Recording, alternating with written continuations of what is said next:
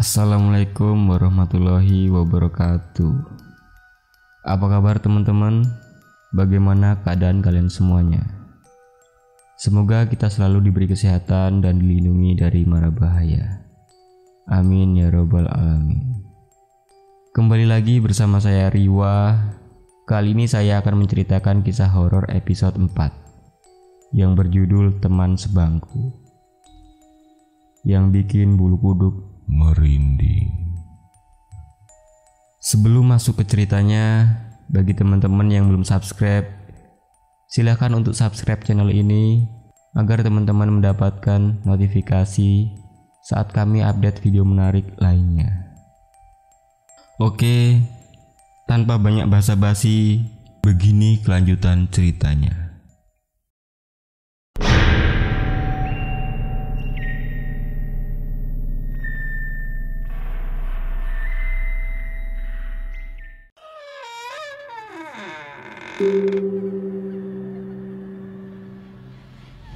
Rama hanya mengamati sosok itu.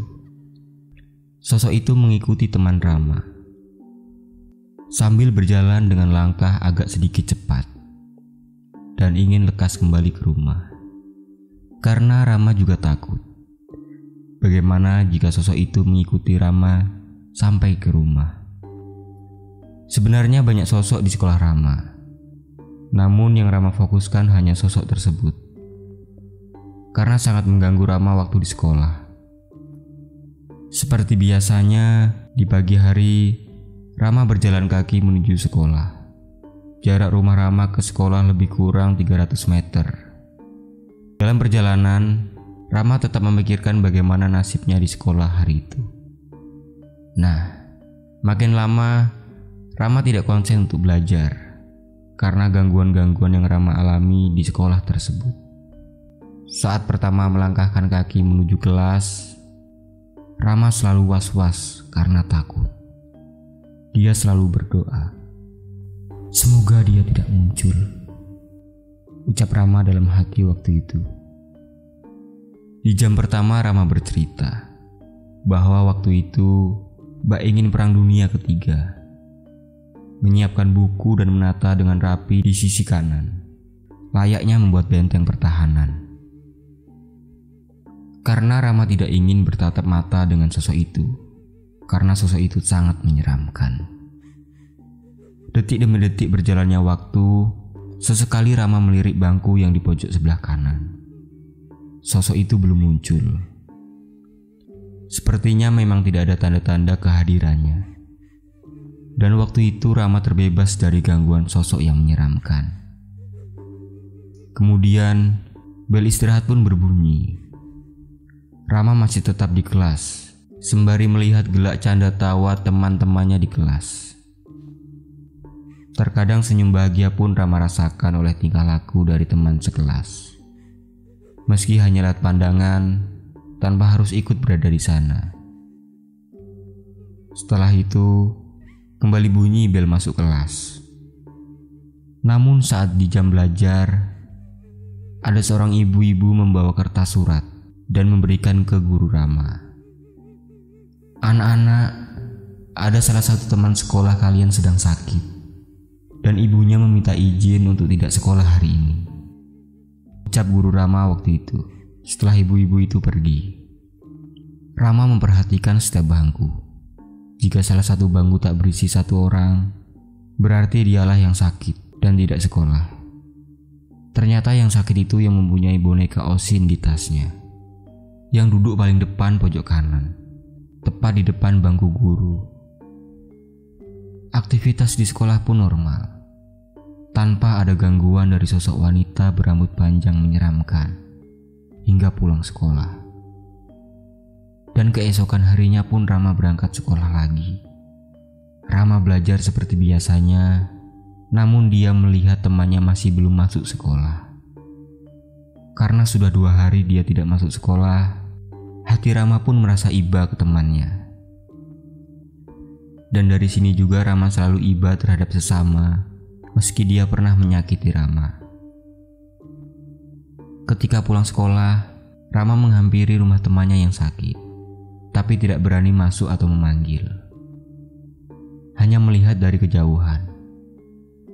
Sebenarnya Rama ingin melihat keadaannya dan khawatir jika sosok itu terus mengikuti temannya.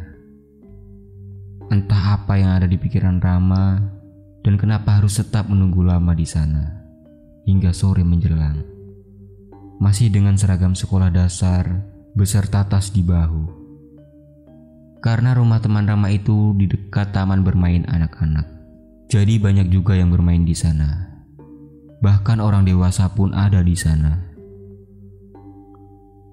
Kemudian mata Rama seperti ditarik kembali untuk fokus ke pandangannya. Ternyata sosok itu sedang bermain ayunan.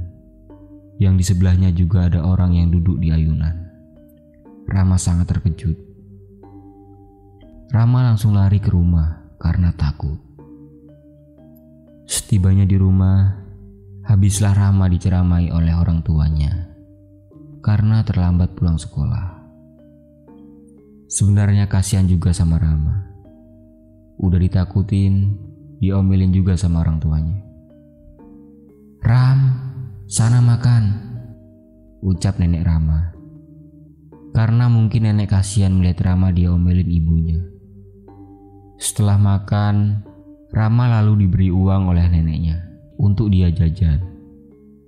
Sebenarnya nenek Rama dulu adalah seorang penjahit pakaian karena pernah bekerja di garmen. Dan Rama meminta nenek untuk menjahitkan segumpal kertas yang dibalut oleh kain. Lalu kain itu Rama taruh di tas sekolah. Hingga keesokan harinya Rama berangkat ke sekolah. Saat di kelas, Rama memperhatikan bangku siswa yang sedang sakit. Ternyata teman Rama ini belum juga masuk sekolah. Kemudian Rama mengambil kain yang dijahit oleh neneknya yang berada di dalam tas dan menggambar mata, hidung, serta mulut di kain tersebut. Tujuan Rama adalah agar sosok itu kembali ke kelas dan tidak mengganggu teman Rama lagi. Saat bel istirahat, Rama mengikatkan kain itu di bangku pojok kanan. Setelah mengikat kain, Rama kembali ke bangku favoritnya. Jam pelajaran pun sudah dimulai. Rama fokus belajar. Namun saat sedang jam pelajaran, Rama melihat kain itu bergerak-gerak dengan sendirinya, seperti terkena angin. Padahal tidak ada angin pada saat itu. "Dia datang kayaknya," ucap Rama dalam hati sambil melirik ke sebelah kanan. Dan benar saja, sosok itu pun mewujudkan dirinya, menundukkan kepala sambil memainkan kain yang Rama ikat di sana. Sebenarnya Rama bingung. Kalau dia di kelas, pasti nakutin Rama. Tapi Rama juga tidak mau teman kelas diganggu oleh sosok menyeramkan itu. Tiba-tiba, sosok itu menghilang dalam pandangan. Bulu kuduk Rama berdiri hebat. Serasa ada sesuatu tapi entah di mana. Karena Rama juga sambil fokus belajar. Kerah baju belakang Rama seolah ada yang menyentuh. Seperti ada yang terbang di sisi kiri dan kanan. Setelah Rama melihat, ternyata itu adalah boneka buatan Rama melayang-layang dari arah belakang Rama. Lalu dengan cepat Rama fokus menengok ke arah belakang. Dan sosok yang menyeramkan itu tepat di belakang Rama, sambil memegang boneka buatan Rama. Entah apa yang sosok itu katakan, namun Rama tidak tahu. Suara sosok itu berat. Dan jika bersuara, itu pun mulutnya berbicara dahulu, kemudian suaranya baru terdengar. Sangat menyeramkan. Rama langsung menutup muka dengan buku. Rama takut sekali pada saat itu, karena jaraknya yang begitu dekat. Di samping itu, muka sosok itu sangat menyeramkan bagi Rama. Tangannya yang pucat pun mencoba meraih pundak Rama. Lalu apa yang terjadi?